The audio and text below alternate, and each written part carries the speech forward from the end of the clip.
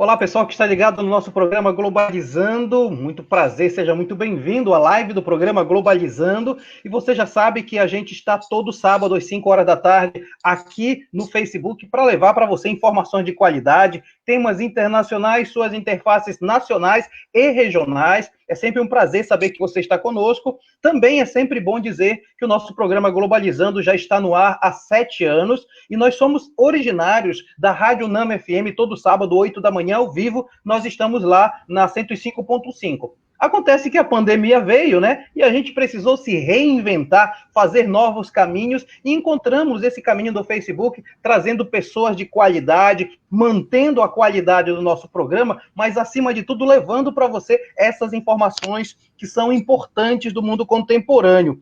Olha só, e a gente não podia deixar de tocar num assunto muito importante na data de hoje. Hoje é dia 4 de julho, os Estados Unidos celebram o dia da sua independência, e a gente, do programa Globalizando, do curso de Relações Internacionais da NAMA, não podia deixar de refletir sobre essa situação. Aliás, a gente tentou fazer um programa hoje que pudesse tentar intercalar política interna, política externa dos Estados Unidos, mas na prática mesmo, ao longo da semana, eu recebi muitas perguntas a respeito disso. Será que os Estados Unidos estão decaindo, não serão mais hegemonia no mundo? Será que os Estados Unidos agora já vão deixar o lugar para a China? É um tema dos mais relevantes e a gente quer levar para você as nossas reflexões e, com certeza, o nosso entrevistado de hoje é mais do que especial. Eu estou me referindo ao professor Davison Lopes. Ele é doutor e mestre em ciência política pela UERJ e UFMG, respectivamente. É graduado em Relações Internacionais pela PUC Minas. Foi pesquisador visitante do German Institute of Global and Area Studies. Professor visitante da Université Catholique de Louvain e Raisina Young, Fellow da Observer Research Foundation e do Ministério de Assuntos Exteriores da Índia. Atualmente é professor associado de Política Internacional e Comparada na Faculdade de Filosofia e Ciências Humanas da Universidade Federal de Minas Gerais, vinculado ao seu programa de pós-graduação em Ciência Política como docente permanente. É um prazer, professor Davison, receber o senhor aqui no Globalizando. Boa tarde. Uma honra para mim, Mário. Muito obrigado pelo convite. Uma das coisas boas desta pandemia é essa oportunidade que a gente vem tendo de dialogar com pessoas do Brasil inteiro. E para mim é uma honra enorme estrear no Globalizando. Parabéns pelo programa. Obrigado, professor. E vamos ter muitas oportunidades de conversar com o professor Davison. Deixa eu logo apresentar a nossa equipe. Eu não faço o programa sozinho, faço sempre com alunos internacionalistas, acadêmicos de relações internacionais. Vamos começar, então, com a coordenadora da equipe do Globalizando, Carol Nascimento, internacionalista. Olá, Carol. Boa tarde, professor Maritito. Boa tarde, minhas colegas aqui do curso de RI. Ao professor Davison, muito bom ter o senhor participando aqui com a gente hoje. E para quem está acompanhando a gente ao vivo aqui no Facebook, se você tem alguma pergunta ou um comentário sobre o assunto, quer perguntar para a gente, para o professor Davison, é só comentar aqui embaixo que a gente vai responder para você. Obrigado, Carol. Deixa logo, então, chamar para participar com a gente a queridíssima acadêmica do 5º semestre, quase 6º, né? Paula Castro. Olá, Paula. Boa tarde, professor Maritito. Boa tarde, professor Davison. Boa tarde, meus colegas de equipe. Boa tarde para você que está nos acompanhando agora. É sempre um prazer estar aqui. E lembrando que, caso você tenha alguma pergunta, é só mandar para a gente pelo nosso Twitter, que é o @pglobalizando. Obrigado, Paula. E também completando a nossa equipe, a internacionalista 2 vezes, estuda lá em Portugal, mas é da UNAMA também. Emi Vilas Boas, bem-vinda. Obrigada, professor. Boa tarde, professor Maritito, professor Davison, minhas amigas de locução, a todos que estão ouvindo a gente agora ao vivo. E se você tiver pergunta, pode mandar também no nosso Instagram, que é @programa Globalizando. Muito bem, então o nosso tema de hoje é sobre os Estados Unidos e nós vamos logo começar com perguntas que já estão chegando nesse instante. Carol Nascimento, com você. Professor, antes de passar para a pergunta, vamos mandar abraço para quem está acompanhando a gente. Opa. Olha só, Eduardo Oliveira, égua do programa Top. Lourdes Guerreiro, excelente tema. O professor William Monteiro Rocha, um abraço para o senhor, professor imperdível. Parabéns, pessoal, acompanhando aqui. Parabéns, alunos e professores. Olha só, a nossa equipe coletou algumas perguntas, né, para a gente discutir sobre o tema de hoje. E a Beatriz Miranda mandou por aqui pelo Facebook a seguinte pergunta: a comunidade internacional tem expectativas para o futuro presidente dos Estados Unidos? E, de acordo com os candidatos à presidência, já podemos esperar algum modelo de política externa? Professor Davison, qual que é a sua perspectiva sobre essas eleições? Obrigado pela pergunta, Carol. Essa é a questão de $1 milhão, né? Enfim, de alguns bilhões, literalmente. A gente vai ter, em novembro próximo, um enfrentamento que traz consequências para o resto do mundo, enfrentamento eleitoral entre Joe Biden, do lado democrata, e Donald Trump, do lado republicano, e certamente são dois projetos de mundo, duas leituras de política que são discrepantes entre si. Minha expectativa é de que, claro, se Trump se reelege, há uma manutenção provável no horizonte aí das linhas de política externa e de política doméstica que vêm sendo aplicadas desde 2017, quando ele toma posse. Mas se houver uma vitória do desafiante, do Joe Biden, do Partido Democrata, eu acho que também podemos ter mudanças importantes. Talvez não em assuntos mais estruturais, como, por exemplo, a China. A China é cada vez mais um tema que une os dois partidos, um tema bipartidário nos Estados Unidos. Para falar da nossa região, a Venezuela é um tema bipartidário hoje em dia. Então, aí não tem muita variância, não. A variação deve ser muito pequena. Mas um ponto que eu gostaria de ressaltar, numa eventual vitória de Biden, que eu acho que vai certamente trazer modificações na política externa dos Estados Unidos, é o engajamento com o multilateralismo e com as instituições internacionais. Isso eu acho que muda, né? A trajetória histórica dos Estados Unidos, ela mostra que quando os democratas estão no poder, eles geralmente investem mais nas fórmulas multilaterais e institucionais. Até porque, convenhamos, foram os Estados Unidos que criaram boa parte desse mundo, dos pilares institucionais deste mundo em que nós vivemos.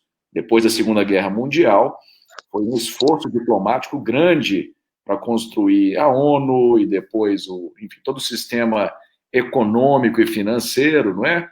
Bretton Woods em 44 e tudo que vem depois. Então, eu tenho a expectativa de que, se Biden for vitorioso, e hoje o prospecto é mais ou menos esse, não é? Ele está liderando as pesquisas nacionais com 10 pontos de vantagem, uma bela dianteira. Se o Partido Democrata vencer, eu imagino que haverá um reinvestimento nas instituições multilaterais por parte dos Estados Unidos. Muito interessante, professor Davison. E aí vem a notícia de hoje, né? Hoje o presidente Trump esteve lá visitando aquelas rochas que contêm os rostos dos principais presidentes, mas ele disse logo que essas lutas antirracistas, na verdade, é um fascismo de esquerda. Ou seja, ele está jogando também dentro de um contexto eleitoral, com certeza, né? Sem dúvida, Mário. Ele polariza, não é? Uma fórmula que a gente vê aqui no Brasil também.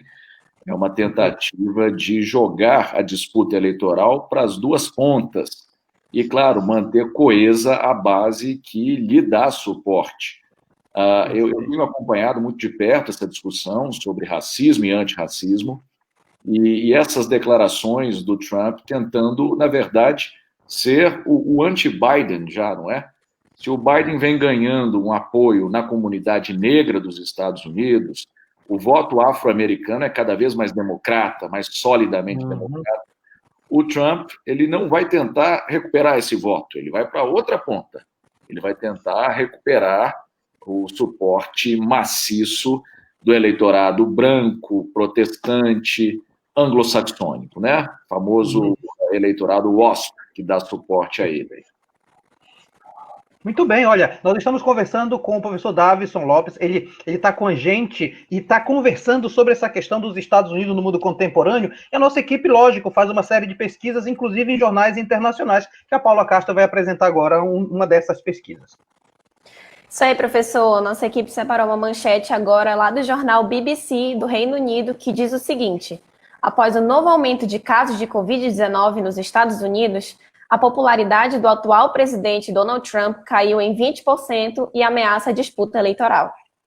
Esse é um tema que eu vou perguntar daqui a pouco ao professor Davison, muito interessante, mas antes eu queria, Emi, que você falasse um pouquinho como é que foi essa história do 4 de julho, independência dos Estados Unidos, para a gente linkar essa informação da Paula.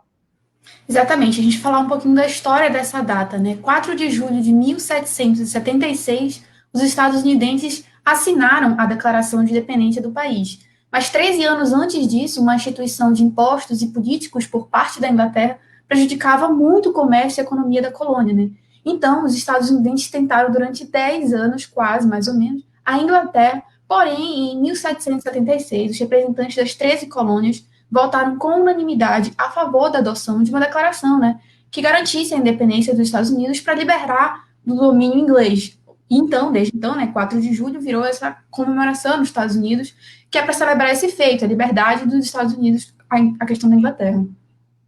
Beleza, Emi. E aí, professor Davison, tem essa questão do orgulho nacional do 4 de julho, teve até filmes, em vários filmes, o Independence Day, por exemplo, é um dos filmes que se fala disso. Mas assim, a gente percebe que no meio das celebrações de 4 de julho, o tema é ainda eleitoral. E a Covid está marcando presença lá, influenciando fortemente esse debate, né?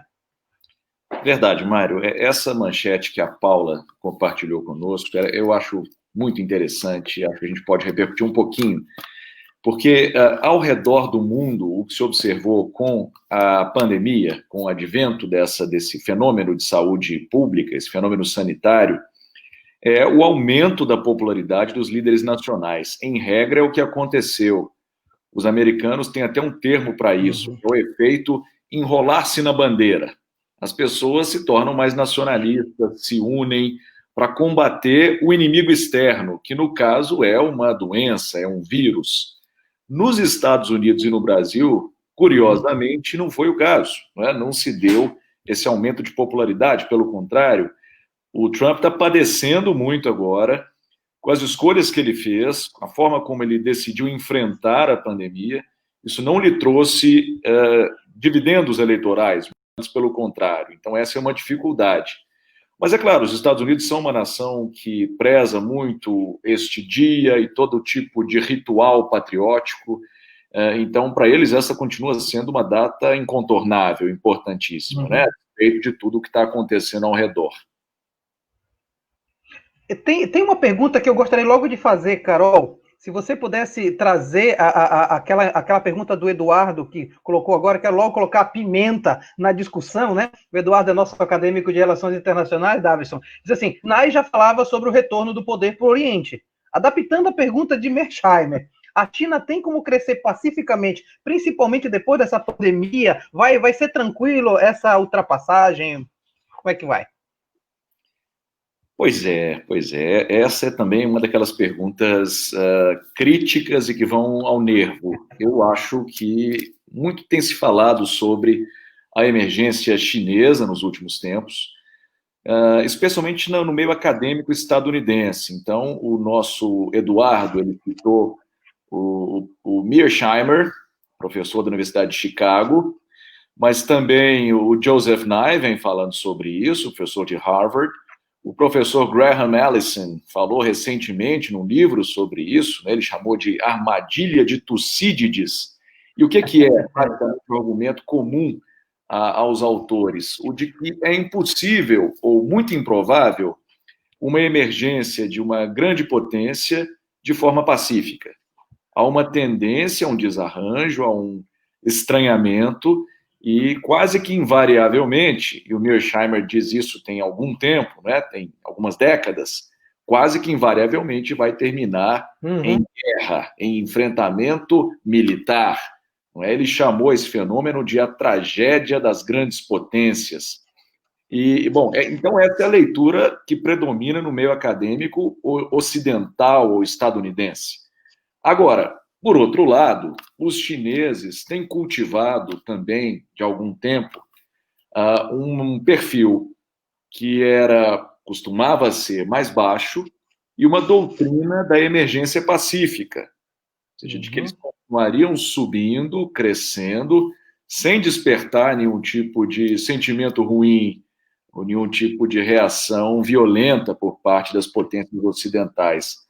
É difícil saber aonde isso vai nos levar, né? Essa dinâmica que vai se tensionando cada vez mais. A China começa a abandonar esse perfil baixo e começa a avançar num sentido mais geopolítico, a sua política externa, né? Elaborou todo um arco agora de alianças lastreado pela iniciativa do Cinturão e a Rota, né? O chamado Belt and Road Initiative. Então, é difícil imaginar o que pode acontecer, mas, de fato, os prognósticos eles são de que, em algum momento futuro, possa haver um descarrilamento completo do trem, ou seja, a gente pode pensar como um horizonte plausível numa guerra, embora seja absolutamente indesejável, até porque suas consequências seriam completamente imprevisíveis a essa altura, dado o potencial dos dois atores.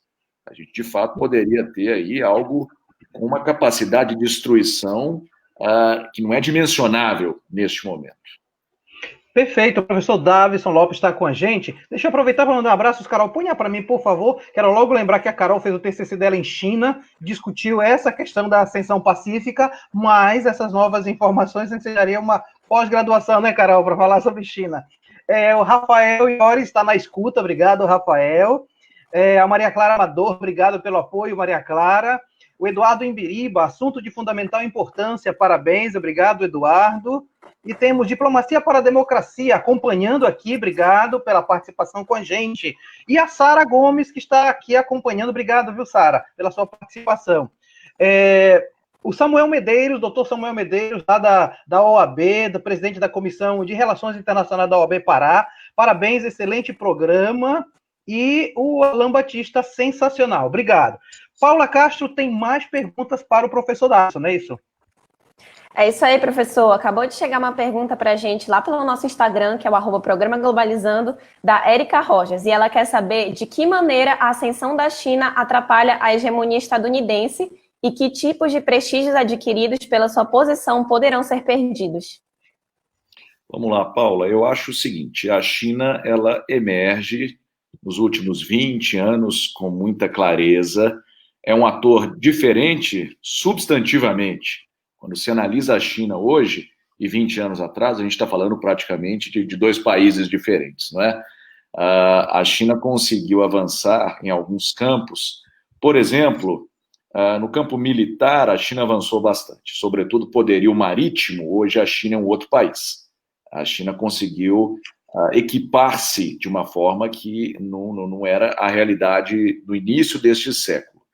Economicamente, a China já é, em termos de paridade de poder de compra, a maior economia do mundo, né? E se você dolariza os indicadores, já é a segunda maior economia do mundo, mas fadada a ser a primeira economia do mundo, em 2 décadas, né? No mais tardar. Então, é um país que hoje chega de forma muito robusta, muito forte, e que vem ocupando espaços nos fóruns internacionais. Se a gente observar, por exemplo, as chefias das organizações internacionais globais hoje, vai encontrar diversos chineses em várias áreas temáticas. Eles estão ocupando as posições e fazendo um jogo.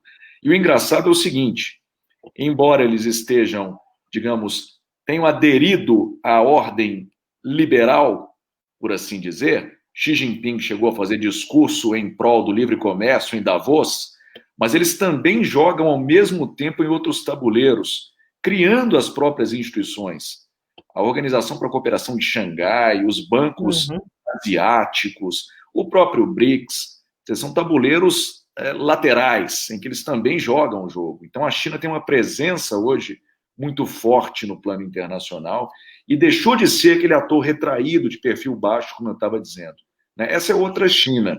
Só para voltar ao tópico da minha fala anterior, esse cinturão e rota, que é na verdade, ele é um sistema que conecta mais de 70 países ao redor do mundo e envolve muitos e muitos bilhões de dólares, fundamentalmente em obras de infraestrutura.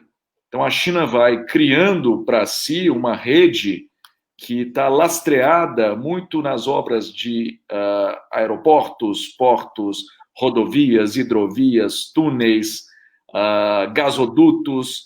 Isso é muito importante, né? A China tem uma visão geoestratégica hoje muito clara.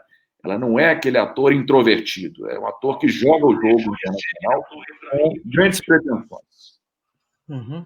Interessante isso, inclusive mexendo um pouco com a questão dos Estados Unidos. Os Estados Unidos precisa rever, então, a sua política externa em função exatamente dessa mudança de uma nova China, né, professor Davison? Eu concordo, Mário. Os Estados Unidos continuam sendo uma grande nação. Eu acho que ainda é indiscutível que se trata do país com mais capacidades, para usar um jargão da nossa área de relações internacionais, não é? Eles têm mais ativos do que os outros atores. Isso eu acho que ainda é incontestável. Eles ainda estão, digamos, no topo. Mas essa posição vai sendo desafiada mais e mais.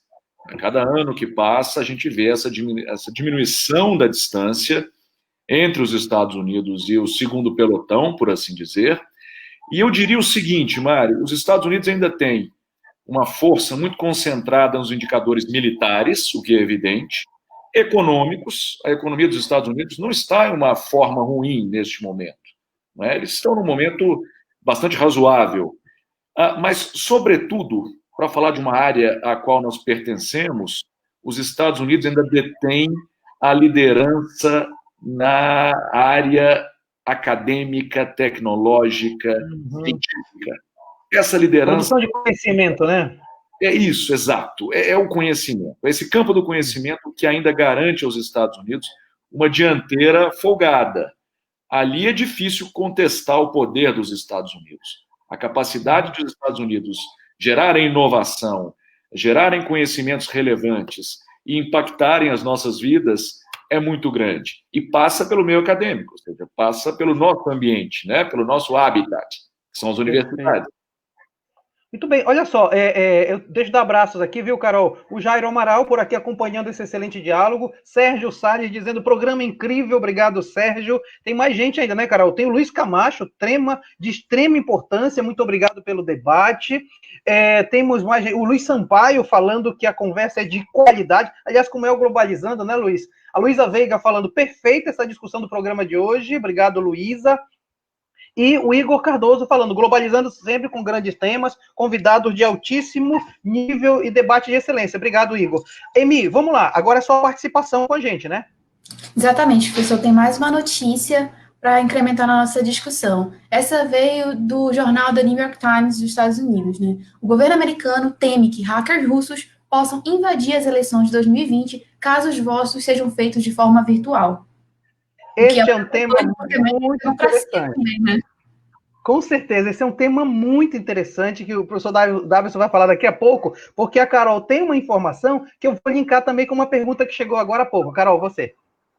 Vamos lá. A nossa equipe pegou algumas informações, né, sobre os principais posicionamentos do Joe Biden e do Trump, para a gente poder entender como que cada um se posiciona, né, na política interna e na política externa. E o Joe Biden, ele herda uma grande parte do legado e algum capital político de Obama, o que ajuda a explicar um dos seus trunfos, sua alta popularidade com o eleitorado negro estadunidense e com a população mais velha. Biden também é apontado como mais moderado, tendo dito que pretende trabalhar em conjunto com o Partido Republicano em assuntos importantes. E o Trump, por sua vez, optou ser o presidente da lei e da ordem, do repúdio à imigração e reivindicação da identidade branca americana, seguindo uma postura de radicalização em vez de conciliação. E a peça-chave até o pleito será como lidar com as múltiplas crises nos Estados Unidos. Bom, uma série de informações que eu ainda vou colocar mais a pergunta, porque já que estão falando de Rússia, John Biden e também os outros elementos da política interna norte-americana, o Rafael Lores pergunta, Iores, parabéns pelo programa, pergunta, caso Biden se eleja e dado o alinhamento do Brasil de Bolsonaro com a administração Trump, como a diplomacia brasileira tem que se reorganizar para trabalhar com o novo governo dos Estados Unidos? Muito bem, um abraço para o Rafael, um querido amigo da Universidade de Denver, nos Estados Unidos, deve estar falando de lá, eu imagino. Muito legal, né? Audiência internacional hoje. Mas vamos lá. eu acho que tem algumas questões muito interessantes trazidas nesse bloco, né, que a Emi, que a Carol, o professor Mário e o professor Rafael levantaram. Eu acho que, para começar, o envolvimento da Rússia nas eleições, o alegado envolvimento da Rússia, que acabou motivando um processo de impeachment malogrado, que acabou, inclusive, fortalecendo Donald Trump, esse tema deve voltar agora. Eu não tenho dúvida de que, exato ou errôneo, o argumento vai aparecer, vai comparecer nas conversas. A tentativa de implicar Joe Biden num escândalo com os ucranianos, isso vai voltar. Então, eu acho que aquela parte do mundo vai estar presente, sim, nas conversas novamente. Outra questão que me parece relevantíssima, o professor Rafael Iores fala sobre uma eventual vitória de Biden. Eu acho que esse é um cenário com o qual dá para se trabalhar sem muito receio, enfim, é um cenário provável neste momento, mas não é determinismo aqui da nossa parte, né? Bem claro que tudo pode acontecer, está muito aberta a eleição. Até porque nós fazemos cenários, né, Davi? Esse negócio de tentar adivinhar o futuro não dá, né? Exatamente, Mário. É projeção de cenário e com base no presente sempre, né? É projetar o que está desenhando a partir de certos indícios, mas pode mudar. Mas, neste momento, eu acho que é um cenário bem interessante e bem factível. Eu acho que o Brasil, sim, teria de revisar alguns pontos da sua política externa, caso queira seguir numa relação de alto nível com os Estados Unidos. O que vem acontecendo hoje, se me permitem, é uma subordinação num grau muito desconfortável para mim, pelo menos. E eu não vejo muito retorno para o interesse nacional. A subordinação que o Brasil a ela se submete, enfim, como política de Estado, aos Estados Unidos, não gera resultados palpáveis. É puro simbolismo. O Brasil hoje resolveu adotar uma política externa que é muito balizada pelo governo Trump. Não é uma perspectiva que está calçada no melhor interesse republicano ou da nação. Não é isso. A gente hoje tem emulado algumas práticas dos Estados Unidos, e isso não me parece corresponder a nada muito calculado, a nada muito racional. É meramente um jogo simbólico, de guerra cultural, um jogo que se dá muito no campo dos valores. Então, não é a melhor política externa, nunca é. A política externa deve buscar algumas metas, alguns objetivos, e deve se estruturar de forma racional.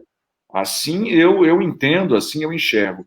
Se o Brasil quiser ter uma política externa mais altiva e que traga dividendos, que traga um retorno em termos econômicos, que sejam militares ou diplomático-institucionais, é necessário que o Brasil se projete como Estado-nação. Esta política externa, e para encerrar, ela não é sustentável. Eu desconfio de que até os colegas estadunidenses, os diplomatas, eles saibam disso. Não se sustenta fora de um governo Bolsonaro. Claro. Vai ser a primeira política a ser revertida. Interessante que até também para colaborar com a sua reflexão, hoje mesmo, lá o presidente e o chanceler foram almoçar lá na embaixada norte-americana, numa coisa assim que parecia muito mais de subserviência do que efetivamente de uma ação diplomática efetiva, né, professor Davison? Passa a ser quase que risível algumas dessas atitudes, né? Os estadunidenses são muito bons nesse jogo de soft power. Assim, eles estão fazendo o jogo deles. Eu acho que isso é importante de ser dito, né? Eles querem trazer para sua, digamos, órbita o Brasil, e eles estão fazendo o jogo deles. Ou seja, eu acho que o peso da culpa não é deles. O problema é que o Brasil tem que se fazer respeitar internacionalmente. O Brasil, o seu povo, tem interesses que são diferentes dos interesses dos estadunidenses. Não cabe um alinhamento incondicional. Não cabe ao país que tem 210 milhões de cidadãos, nona economia do mundo, 500 anos de história, uma posição central na região. O Brasil sozinho é metade da América do Sul. Não convém a um país com tais credenciais um alinhamento incondicional como está acontecendo. Eu também vi aquela foto, Mário, com certa tristeza e, enfim, com um certo embaraço. Como é que você, no dia de independência dos Estados Unidos, leva a esplanada dos ministérios inteira para lá? Ok, algum gesto simpático não custa, não dói, é conveniente diplomaticamente. Mas da forma como se faz, a impressão que eu tenho também é essa, é de uma subordinação pura e simples. Nada além disso. Perfeito. O programa Globalizando de hoje está conversando com o professor Davison Lopes. Ele é doutor e mestre em ciência política pela UERJ e pela UFMG, respectivamente, e é também de lá da Universidade Federal de Minas Gerais, está vinculado ao programa de pós-graduação em ciência política como docente permanente. Nós temos uma conversa aqui, é uma conversa super agradável, tanta gente participando. Eu quero agradecer a galera que está participando, fico muito feliz, né? A Bruna Pinheiro, nossa queridíssima Bruna Pinheiro, excelente tema para a data de hoje. Obrigado, Bruna. Tem mais, né, Carol? Temos a Ângela Santos, parabéns, abordagem excelente, bastante importante, programa maravilhoso. Obrigado, Ângela. Tem o Eduardo Oliveira, altíssimo nível, muito obrigado também. O Marquinhos Biriba de Castro, maravilha de programa com conteúdos excelentes. Deixa eu só colocar aquela que alguém manda abraço para a Emi, Carol. Eu vou fazer a pergunta dela depois, mas eu quero aproveitar o gancho de alguém mandando mensagem para a Emi. Ela pergunta o seguinte, essa pergunta vai ser respondida daqui a pouco, mas a Stephanie Diniz diz muito bom, um abraço para todos e um beijão para a Emi. Já que ela foi chamada em questão, Emi, agora eu quero que tu apresente essa pergunta da Stephanie, que você leia o que está aí no vídeo, e depois a pergunta que foi mandada também para você. Ok, primeiro eu queria agradecer a Stephanie, que está ouvindo a gente lá de São Paulo, ela faz faculdade comigo, e a pergunta dela foi a seguinte, será que esse medo de hackers russos interferirem nas próximas eleições não pode ser intencional, de modo a deslegitimar o possível resultado, uma derrota dos republicanos, por exemplo? E a nossa segunda pergunta é da Renata Rodrigues, que veio do Instagram. Ela pergunta o seguinte, a má gestão durante a pandemia escancarou as reais crises disfarçadas no governo de Donald Trump? Muito bem, sobre os russos, Emi, eu acho que esse cenário que foi desenhado pela colega Stephanie é um cenário muito razoável, ou seja, um ambiente de desconfiança, neste momento, sobretudo, em que Biden vai ganhando fôlego, vai ganhando força, ele interessa a Donald Trump, né? A contestação de resultado eleitoral é algo que só pode interessar quem está atrás na disputa, né? E aí, enfim, tudo pode acontecer, né? Se esse cenário fosse configurando. Então, é uma possibilidade, e acho que é um temor dos democratas, especialmente porque, em meio à pandemia, e considerando como se dá o procedimento eleitoral nos Estados Unidos, aquele mecanismo de coleta de assinaturas, das listas, você tem muita brecha para a coisa dar errado, não é? Tem muita etapa em que algum tipo de fraude pode acontecer e algum problema que leve à contestação da integridade da eleição, isso pode acontecer sim, acho que esse é um bom cenário. A segunda pergunta, me refresca a memória, era sobre o quê? Refresco sim, professor, foi a pergunta da Renata, ela diz, a má gestão durante a pandemia escancarou as reais crises disfarçadas pelo governo de Donald Trump? Obrigado, Emi. Eu acho que também é um raciocínio interessante. Por quê? Porque Trump se elege e governa até o momento de uma maneira que faz lembrar a maneira de Bolsonaro, até porque, enfim, aparentemente Bolsonaro se inspira muito fortemente no Donald Trump, e uma das bandeiras é o anticientificismo, o antiacademicismo. E note, uma pandemia como evento de saúde pública, como evento epidemiológico, só pode ser debelada, enfrentada, à base de ciência. Não tem outro caminho. Você só consegue enfrentar de forma satisfatória, entendendo, fazendo um diagnóstico preciso, fazendo projeção de cenário, calculando os impactos e tentando preservar naturalmente a vida e a integridade das pessoas. Mas isso, a ciência, para isso, ela é instrumental, ela é fundamental. Trump está tendo que se confrontar com seu anti-academicismo, com seu negacionismo neste momento, né? Então, muitas das crises originadas pela pandemia são crises que, concordo com vocês, estavam latentes e que vieram agora à superfície, violentamente, né? 130 mil mortos, perspectiva de morrerem mais 100 mil até o fim do ano. Então, isso é muito violento, não é? Isso confronta muito o projeto trumpista. Tem uma pergunta aqui, eu vou passar a pergunta do Eduardo, viu, Carol, que era muito interessante para a gente colocar, e isso, para mim, talvez seja bem interessante a gente discutir, professor Davidson. Com a vitória do Biden, qual a possibilidade da reentrada estadunidense no Conselho de Direitos Humanos da ONU, que o Trump se retirou, e o Brasil estava na mesma linha, né? Pois é, Mário, esse Brasil eu não reconheço muito, sabe? Em 4 décadas de vida, o Brasil que fica macaqueando os Estados Unidos o tempo todo, não é o Brasil que eu me acostumei a ver nos fóruns internacionais. O Brasil sempre teve uma participação muito digna, pelo menos no período da minha vida.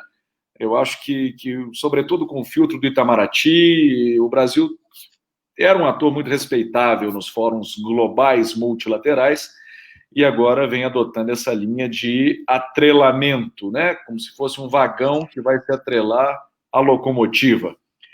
O Trump tirou os Estados Unidos da Unesco primeiro, que é uma organização voltada para a educação e ciência.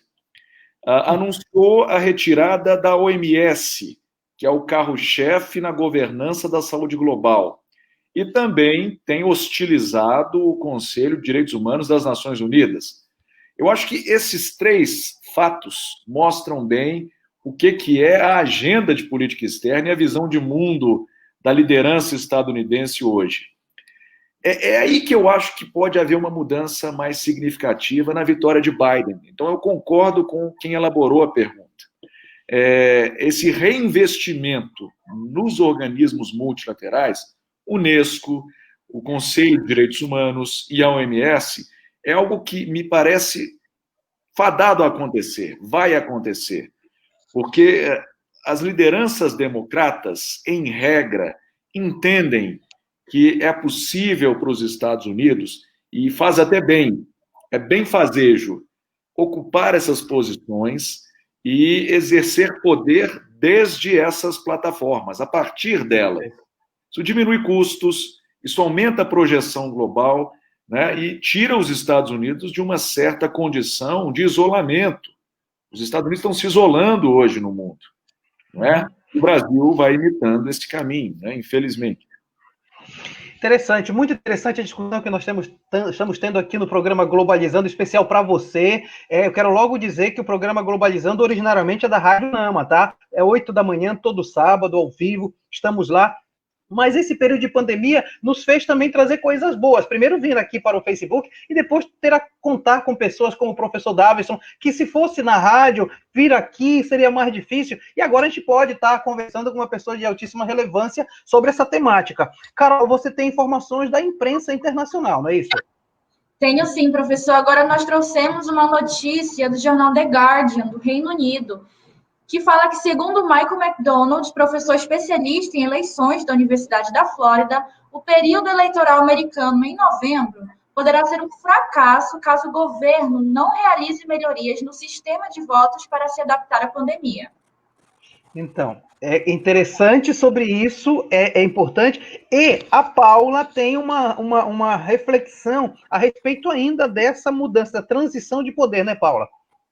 Isso aí, professor. Falando agora um pouco de teoria das relações internacionais, durante o monólogo do Joseph Nye, em uma das conferências de disseminação de ideias, denominada TED, o autor acredita que uma característica marcante do poder no século XXI é que ele está em total fase de transição. Essa transição está ocorrendo entre os estados, e basicamente se nota uma retomada de poder do Ocidente para o Oriente. E com o crescente crescimento econômico-militar da China, a hegemonia estadunidense, encontra-se ameaçada. O novo polo de poder, capaz de superar os Estados Unidos, está surgindo e com velocidade. Então, duas coisas, professor Davidson. De um lado, essa questão do período eleitoral que pode ser caótico. Você já falou um pouco que o sistema norte-americano ele é caótico, né, do ponto de vista eleitoral. E também tem essa questão da transição. Influencia, com certeza, no próprio humor do eleitor norte-americano, né? Perfeito, vamos lá. Eu acho que a gente é mal acostumado com o sistema eleitoral. Assim, é contraintuitivo, a gente está acostumado sempre a maldizer as burocracias brasileiras, as instituições. O nosso sistema é muito bom comparativamente. Informatizado, centralizado, funciona muito bem, né? A gente tem um tribunal superior só para eleição, né? Então é outra coisa. Os Estados Unidos são, eu acho, na boa adjetivação do Mário, são caóticos. O sistema, para começar, é de voto indireto. Então você vota em colégio eleitoral, os delegados votam em nome da população. É outra coisa, é outra realidade. Eu prefiro o sistema brasileiro com todos os seus problemas, muito francamente. Eu acho que é mais rígido, não é? Mas tem muita diferença entre os dois sistemas, não é? O voto facultativo versus voto obrigatório são duas realidades muito diferentes, mas duas grandes democracias ao norte e ao sul. A transição de poder, eu vou me concentrar um pouco mais nesse ponto. Está acontecendo. Por vários indicadores a gente pode monitorar. Tem um fenômeno que é o do deslocamento do centro de gravidade econômico, militar, assim, nuclear. Se você contabiliza a ogiva nuclear, você vai ver que a parte mais nuclearizada do mundo é a Ásia, né? A Eurásia. Demograficamente, as populações de Índia, de China, são muito grandes, não é? Só aí a gente tem 2,5 bilhões de pessoas. Então, o mundo está se tornando menos ocidental. Eu não vou usar a expressão do meu amigo Oliver Stunkel, ele fala do mundo pós-ocidental. Eu acho que isso é muito, né? O mundo ainda é muito ocidental, mas eu acho que ele é menos do que já foi em outros momentos, né? Menos. Tem um deslocamento e tem gente que calcula isso.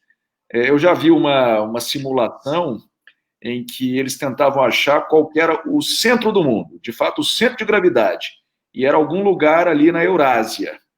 Então, o eixo muda do Atlântico Norte, Estados Unidos e Canadá, mais Europa Ocidental, ele muda para a Eurásia, porque aí você tem Europa, União Europeia, Rússia, China, Índia, tudo ali muito próximo, né? Muitas capabilities, muitas capacidades concentradas naquela parte do mundo. Então, eu acho que o fenômeno está acontecendo e o Brasil não está bem preparado para enfrentar esse novo mundo, né? A sensação que eu tenho também medindo esses indicadores. A mentalidade brasileira ainda é a mentalidade de 50 anos atrás, até no Itamaraty, que é um órgão de excelência burocrática. Mas a gente está se preparando no passo devido, com a velocidade devida, para esse novo mundo em que há essa transição do poder. E aí, antes de passar para a última parte do programa, professor Davidson, eu queria também fazer uma pergunta que me veio nesse momento quando você falava.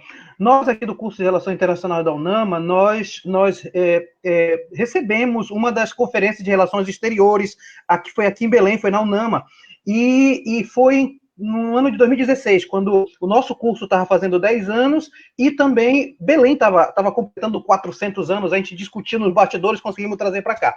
E nessa conferência se falava muito na ideia do Brasil se preparar para o mundo que estava aí. Então, vários palestrantes falavam que o Brasil precisava se preparar. O que a gente percebe é uma queda de credibilidade dentro do Itamaraty, como se nós não tivéssemos mais condições de saber quem está nos guiando. E fica até interessante saber, o próprio chanceler se pergunta, o que é que eu fiz de bom? Aí fica aquela velha história do meme, né? Cri, cri, cri, nada. E a gente está meio que atrasado, né, professor Davidson? Meio não, bastante, né? Obrigado pela pergunta, Mário. Eu queria falar muito sobre isso. Enfim, eu gostei muito desse convite para conversar com vocês, porque eu acho o seguinte, eu digo isso em tudo que é programa e evento de que eu participo. Se há uma agenda temática em que o Brasil costumava se sentar à mesa das potências, é a temática ambiental. Ou seja, nessa agenda específica da governança global, em função das nossas credenciais em termos de biodiversidade, riqueza florestal, recurso hídrico, energia, alimentos, o Brasil como celeiro do mundo, né? O Brasil se habilitava a jogar o jogo dos grandes. A governança ambiental era, por excelência, o lugar em que o Brasil ficava à vontade para falar. Ele sempre era ouvido em qualquer discussão mais crítica, em qualquer definição mais séria. E me parece, Mário, que estamos dilapidando esse patrimônio nacional. E diploma. Isso é muito triste. O Brasil hoje, nessa área ambiental, o Brasil está perdendo interlocutores. O Brasil, ora hostiliza a Noruega, ora fala mal da Alemanha, ora briga com a França, fala mal do Leonardo DiCaprio, fala mal das ONGs, do Greenpeace. A gente está se perdendo completamente num jogo que estava ganho. O meio ambiente é um tema bom para a gente. Desde 92, pelo menos, tem pelo menos 3 décadas que o Brasil faz um papel importante na cena internacional, não é? Mas me parece que a gente não só não está se preparando adequadamente para o mundo por vir, mas está perdendo posição, enfim, que relativamente era favorável a nós. Isso é uma pena, é um problema sério. Vocês sentem isso na ponta, eu tenho certeza. Com certeza. E a gente acaba perdendo também aquela massa crítica, porque não tem investimento, a gente não faz pesquisa mais, não tem o reconhecimento. Isso é bem sério. Isso daria, professor Davis, um outro programa só para falar disso, né? Mas deixa eu logo passar, tem mais perguntas chegando. Carol, tem pergunta aí para o professor Davis, vamos aproveitar o tempo. Vamos. Essa próxima pergunta a gente acabou de receber por aqui pelo Facebook, da Maria Lucirene Carvalho, e ela quer saber, mantendo como base o elevado nível de casos de Covid-19 nos Estados Unidos, como segue o gráfico de alocação do governo de Trump? Como é que essa má gestão, né, do governo, fazendo com que os Estados Unidos seja agora o grande epicentro, né, do vírus, como é que isso está afetando as eleições e o governo em si do Trump? Já está afetando. A perspectiva eleitoral negativa, eu acho que traz consequências para a governação, para a governabilidade, para a relação com o legislativo. Vai ficando mais difícil para o Trump manobrar com os governadores de estado. Esse é um problema deles lá também. Não é só aqui no Brasil. Ele tem dificuldades hoje de conseguir gerar os alinhamentos de que ele precisa para uma campanha eleitoral bem-sucedida. Então, a pandemia... É engraçado, ela teve esse aspecto, né? Ela botou a nu, como alguém já disse anteriormente, algumas das falhas de gestão, algumas das fragilidades, tanto nos Estados Unidos quanto no Brasil. Isso ficou mais exposto e pode gerar consequências imprevistas. Tudo se encaminhava, Carol, até fins de 2019 para uma reeleição do Trump. Tudo estava se encaminhando nesse sentido. Eu venho monitorando há muito tempo os gráficos. O Trump conseguia chegar a mais de 40% de aprovação do seu mandato.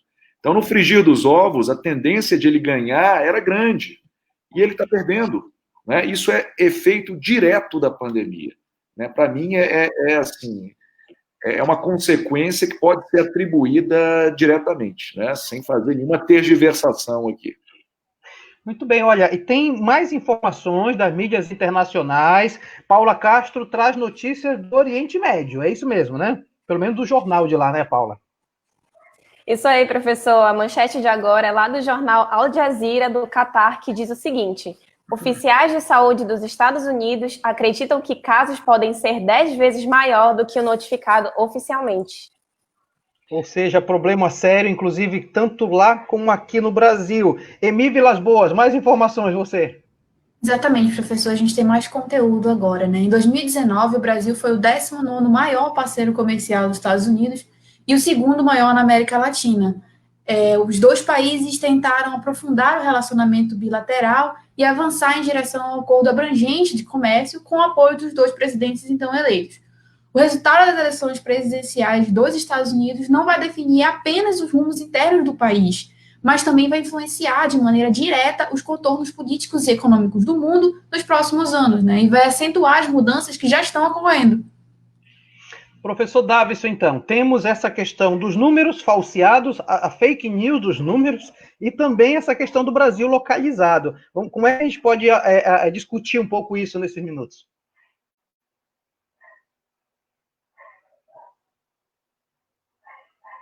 Eu acho que o professor Davidson teve um problema. Enquanto o professor Davidson retorna... voltou. Então, e como é que a gente pode conversar sobre essas duas informações, professor?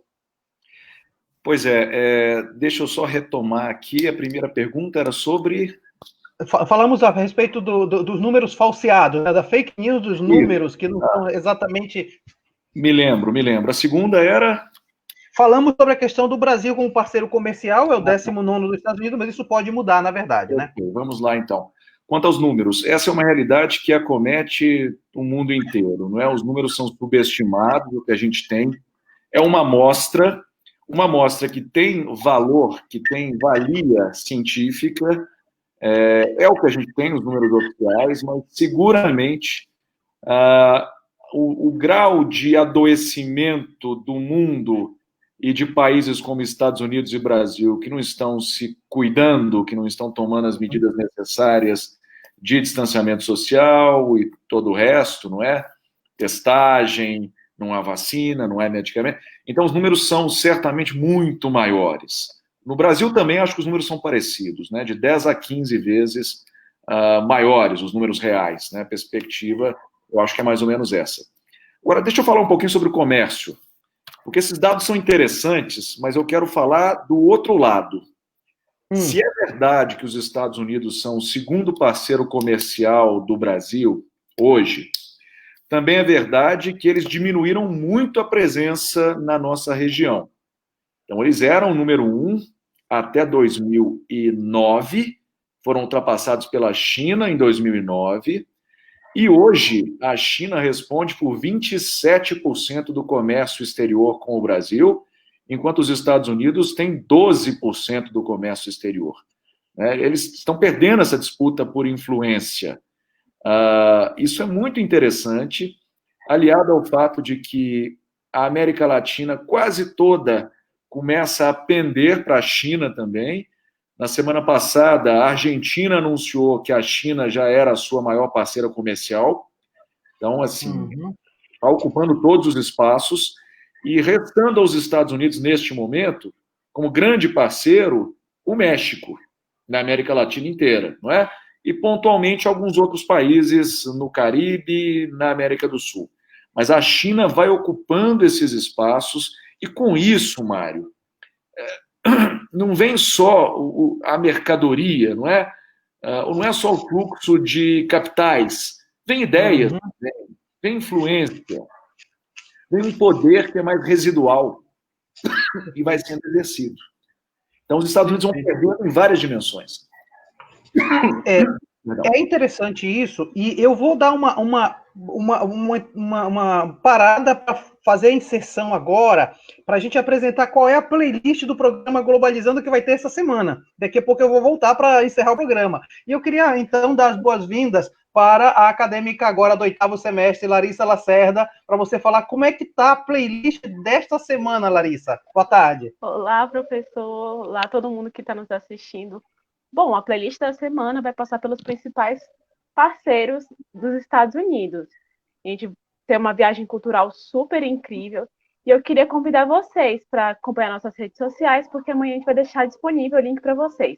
Vocês vão poder acessar pela plataforma YouTube, vai poder acessar pelo Spotify, e aí eu convido vocês para essa imersão cultural de acordo com o tema da semana. Muito bem, Larissa. Isso significa que vocês fizeram uma grande pesquisa, né, para poder fazer música de qualidade, como sempre, né, Larissa? Com certeza. Sempre agregando, sempre trazendo o melhor para os nossos ouvintes. Muito bem, obrigado, Larissa. Continue com a gente aqui. Professor Davison, então, falando um pouco, aproveitando o gancho da música, né? É uma das forças norte-americanas, é o soft power, pelo cinema, pela música, etc e tal.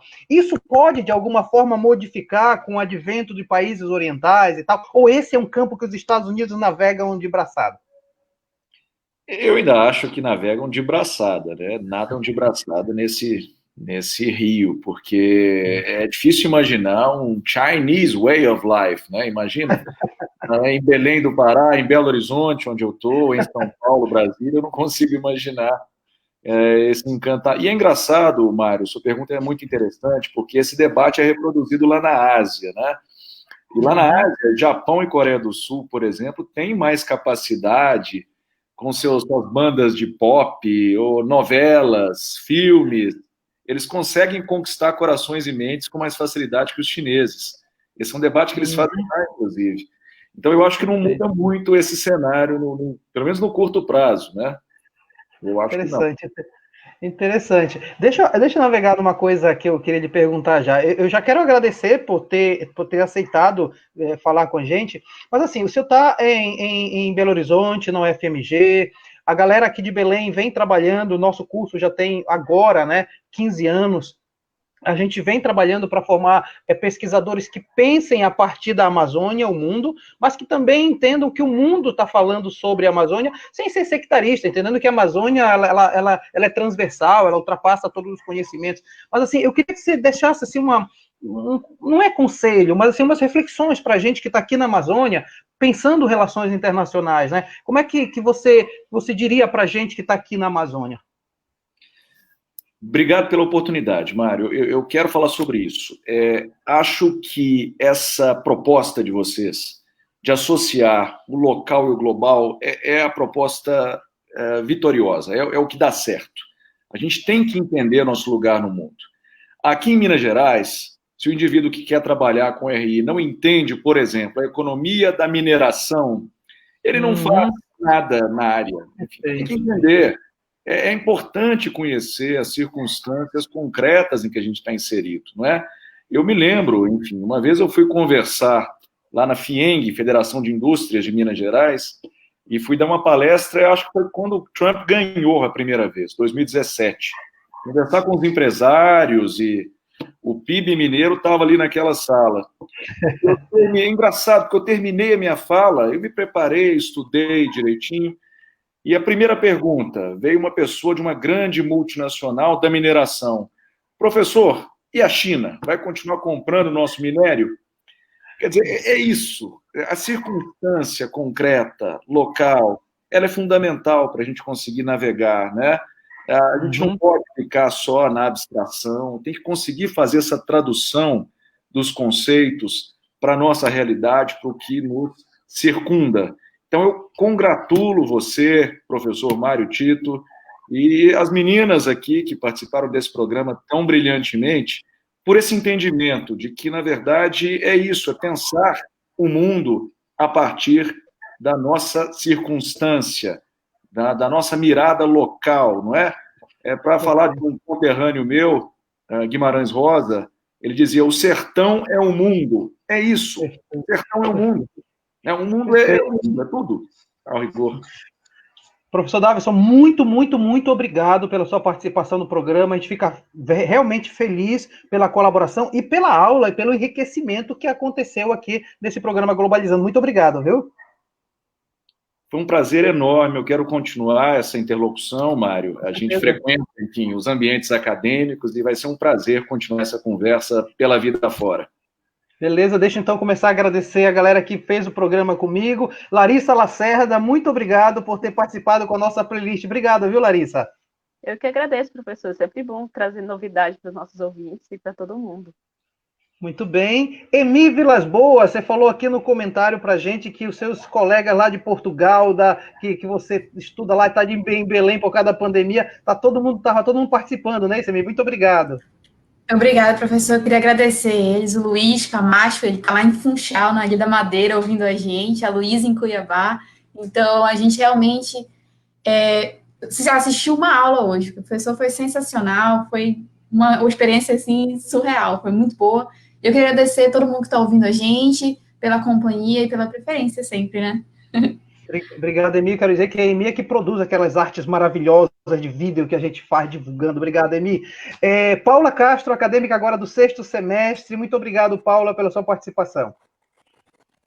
Obrigada, professor Mário Tito. Muitíssimo obrigada, professor Davison, pela incrível conversa que o senhor trouxe hoje para a gente. Foi muito enriquecedor para a nossa formação.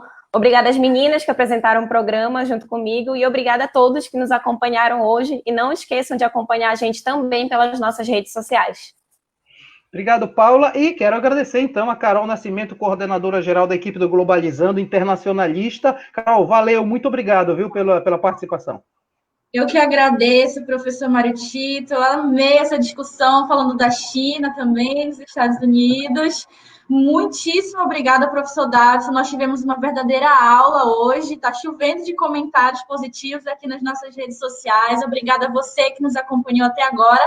Se não deu para ver tudo, parou na metade, essa live vai ficar disponível, já está disponível aqui na nossa página do Facebook. E na semana que vem vai estar no IGTV do nosso Instagram e no YouTube. Sem contar o nosso Globecast também, a gente coloca no nosso podcast, que é o Globalizando, e vai estar também na Rádio Nama no próximo sábado, então você não vai poder, eu vou poder repetir várias vezes, então. Agradeço a você que nos acompanha, quero dar um informe especial, né? Nós somos filhos de Deus, precisamos parar 2 semanas, né, Carol? Então, os próximos 2 sábados, nós não vamos ter o Globalizando. O professor Davison está lá em Minas Gerais, que é frio, nós estamos num calor aqui que dá 30 de manhã cedo, entendeu? Então a gente precisa, sabe, dar uma descansada, mas nós vamos voltar no último sábado de julho, já para falar de globalização, de relações internacionais e tecnologia, né? Pós-pandemia e tal. Vamos discutir isso aqui no Globalizando. Galera, muito obrigado, foi um prazer estar com vocês. A gente se encontra por aí. Tchau, pessoal.